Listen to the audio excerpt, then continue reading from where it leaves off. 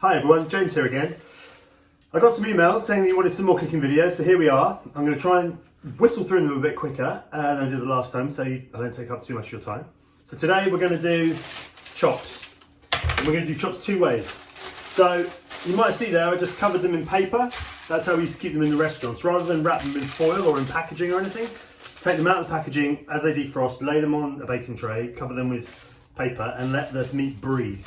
It will stop it from getting mushy and sweaty if you do that. You'll notice here there's a little bit of discoloration. That's just oxidization. It doesn't mean there's anything wrong with them. They just go quite dark because they have obviously contact with the air.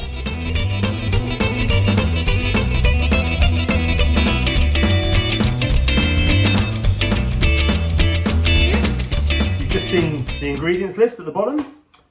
If you're just going to use a tandoori mix, that's totally fine. It's completely fine. I'd rather you try it with something you feel comfortable with, having bought it off the shelf, than not try it at all. So if you're going to make your own yogurt's your base. It says Greek yogurt. I had Greek yogurt in the fridge. It doesn't have to be Greek yogurt. If you don't have it, you can just use normal yogurt. And I'm going for, that's a bit of smoked paprika, bit of gram masala. I'm using here a mild curry powder. But you could use, again, if you have a tandoori mix, you could mix and match it with your own. That can be as hot as you like, or it can be as mild as you like. And caraway seeds. Most recipes will tell you break up caraway seeds. I quite like leaving them whole when you grill stuff, because they cook obviously with the heat from the grill, or as you'll see frying later on. But it gives you a little bit of crunch. Every once in a while you get this like puff of caraway flavour, which I really enjoy. So the two methods, as I said, one is making your own sort of tandoori mix, which we've just done there. As you can see, it's really easy. It's going to require a little bit of garlic, and it's going to require a little bit of ginger as well. So my tip with ginger, I mean, we keep our ginger in the freezer. I should have got the grater out before I started, but I didn't. And then, because it comes in quite, the best bits of ginger are the big chunks. So buy the big chunks and then cut off what you need and then put the rest in the freezer. And you can just grate it straight out of the freezer. So instead of having to chop it, you can just grate it straight out of the freezer, which is a nice little trick, no? So yeah, we're finished with that. And then we're going on to, this is another little old chef's trick. So I broke the garlic bulb up, soaked it in some water, and then take it out, and then I stick it in a blender with some oil. And then the jar will keep in your fridge for months, which is really nice. It's my own house, so I can double dip with the spoons. And I'm just gonna put a big dollop of that in as well, big dollop of garlic to go with the big dollop of yogurt. So in there you've got your spice mix. As you saw earlier on, we just mentioned what the spice mix was. Gonna use my hand. And we'll just give that a good mix. Give that a good mix. And if you are looking at it and you're thinking it should be a bit redder, I've got to imagine that the tandoori mix is like quite bright. It really shouldn't be really bright. That's quite an unnatural colour.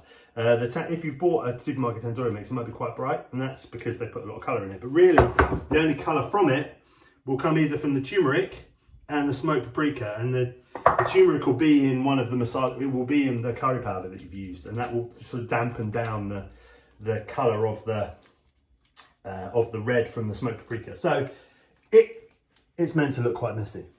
So that can just wait in the fridge for up to 4 hours or overnight. And here's the one that we made with just the regular tandoori mix without any additions at all, which is perfectly fine. Again, big dollop of the yogurt. Just give it a good mix with your hands. I mean, people talk about should be more hygienic than this. It's actually quite nice getting your hands involved in food. It feels a bit more like you're actually making something. So there you go. That's slightly different. I probably just under-egged that a little bit with the tandoori masala, so I'll put a bit more on.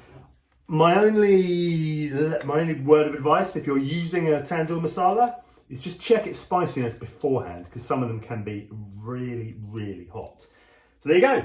There are our two tandoori mixes. One you've made yourself, and one that you've bought with a bought-in masala. Now we're on to cooking. So obviously we're going to need to season these. Again, there might be some salt in your tandoori masala, so you might need to check the levels of saltiness beforehand. For cooking, Obviously these would work great on a barbecue. I appreciate not everybody's got one. So you can use just a regular Nether and Foundry flat bottom pan. Doesn't have to be from Nether and Foundry either, but I just picked this one up. Or if you like, if you cook steaks and chops and things like that, and you want to get an approximation of barbecue. Before I had barbecues, I bought one of these, and we used to use these in the restaurants in London. You get the nice marks on, but also those ridges will get really, really hot, and they'll put that burntness that you want on.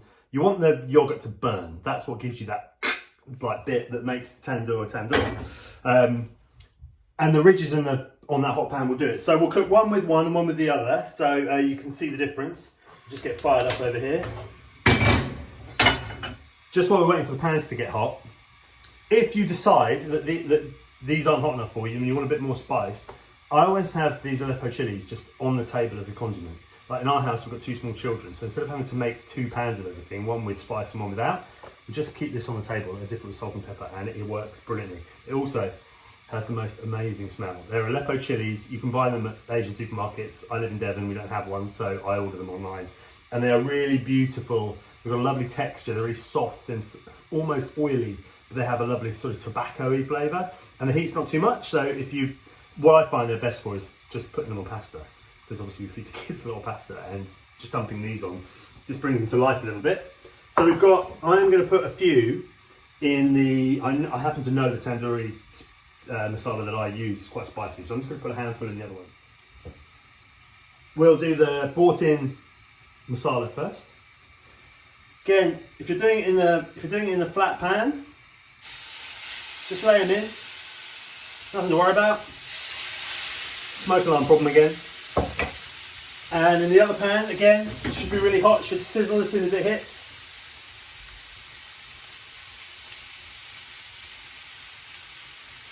Just lay them in like that. Okay, they're going. Just a quick cutaway to open the window again. So with what's left over in your base, don't waste that. Give it a good scrape.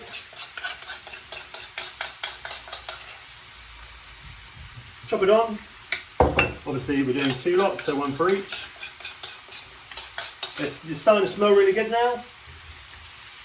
And don't worry about burning them. You're not going to burn them. You know, this is still on full blast.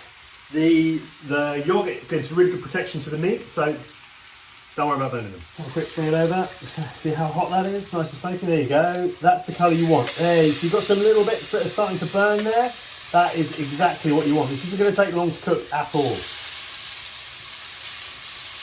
There you go. So that's really nice colour. You check this one. It's not quite hot enough. I've not quite got the pan hot enough when I put not quite got the ridges that I wanted. So I've gone a bit early with the pan there. Just scrape out the last of this yogurt. It's a shame to waste it. Get that back in there.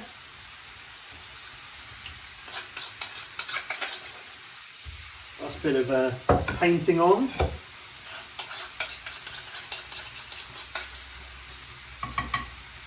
There you go.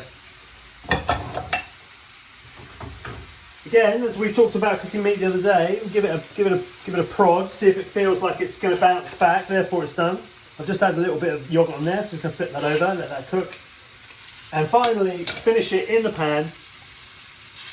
Big squeeze of lemon juice, and then we'll just put that aside, and we'll let that rest for a few minutes. We'll just go back to the other one. This one's going to need a bit more attention because, as I said, the pan wasn't quite hot enough. So, with the pan not being quite hot enough, we haven't got those really lovely ridges I'd hoped to have shown you. Which again proves that even people who do this for a living don't get it right all the time. We just don't put it on Instagram when we don't. So we'll let those flip over. You can see what I mean about the ridges there, but it's going to be a little bit underwhelming. But that's okay. So these ones are now done. There you go, you get some idea, but it's not quite where I had hoped it would be. But we'll just flip these back over. Yeah, it looks a bit better on the other side. And obviously that one's just going to need a little rest as well, so that gets a little squeeze of lemon. And it also needs just a little bit of salt. These ones have now been resting long enough, so we will Just lay them on the plate.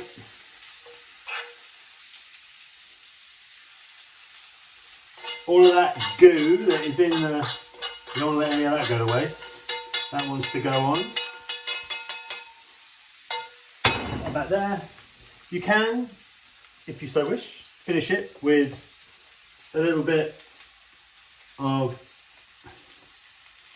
coriander and probably just another little squeeze of lemon juice. And that's the first set. The second one, yeah, these are starting to get, the colour on these ones are much nicer. I think just because I was able to play with the smoked paprika level, which means it's got that slightly more dark red flavour to it. There's also quite a lot of oil in these. That is a good thing. You want to get that oil in there as well. Just allow that oil to flavour the plate. Obviously, you would be serving this normally with some naan bread. Naan bread, I always say naan bread, I get in so much trouble. You'll be serving it with some naan. I've put a little slice of lemon on the plate. Again, you can put a little bit of coriander on it as well if you wish. It's already had plenty of seasoning, and again, just because I like it quite spicy, a little bit of those Aleppo chilies. So there we go. 2 types of tandoor, an easy one and a not so easy one, but both pretty easy. So thanks for watching, thanks for encouraging me to do it. As always, you can find us on social media at Cabrito Goat Meat. You can also email hello@cabrito.co.uk. All the links are in the MailChimp that this will go out with.